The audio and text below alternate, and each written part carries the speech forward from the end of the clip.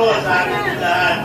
Ako po ay kasama ko po ang aming mga konsyalis sa panguna po ng ating minamahal na punong bayan. Mayor Rosel Caterinhan, hindi po kasama na rin po natin ang aming bunga nilalapit na buwan po ng Ikatong Distrito, buwan Charles Caterinhan.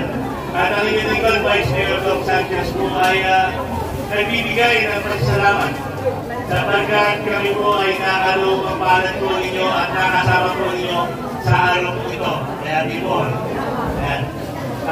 Si Ate po ay kami po yung malimit mag-text back na tama. At hindi po naman namin nakalain talaga. Pagkaman sa mga panahon po namin na pagkilala ay nabanggit po naman nila yung concert po dito sa ating lugar. Kami po yung nagpapasalamat sa inyo po ikawalong anibersaryo ng bagong generasyon. Palakpakan po natin. Naniniwala po yung lingkod sa patuloy na pagtutulungan. Hindi po lamang ang pamahalang bayan, Dr. Sino, kasama po rin tayong ibang mga NGOs, ibang mga kasamahan, ibang mga media sa bayan po ng Palawan, atin po makakamit ang lahat po ng tagumpay para po sa mga mayan, lalo hindi po para sa mga individual na laling po sa hapon po ito. Palakpakan po muli natin.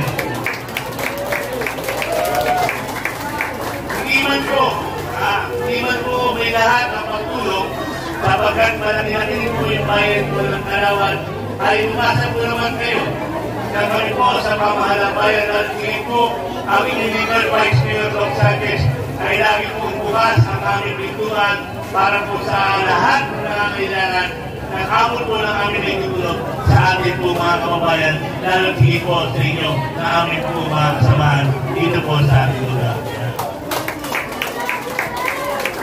Hindi po ako masasalamat. Hindi ko sa Dompos. Una lang kasi yung Dompos kung manilang sa site. Kung ito po yung kanilang project and programs dito po sa lugar na ito. Nakita na po namin yung makalaking bagong development na makakatulong po sa ating mga kabataan. Sa ating po lahat na narito. Hindi ko na po mapapahabang pa dahil po na pinapagin ko sa inyo.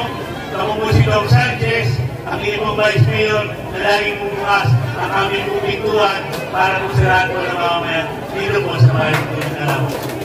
Magandang hapon po.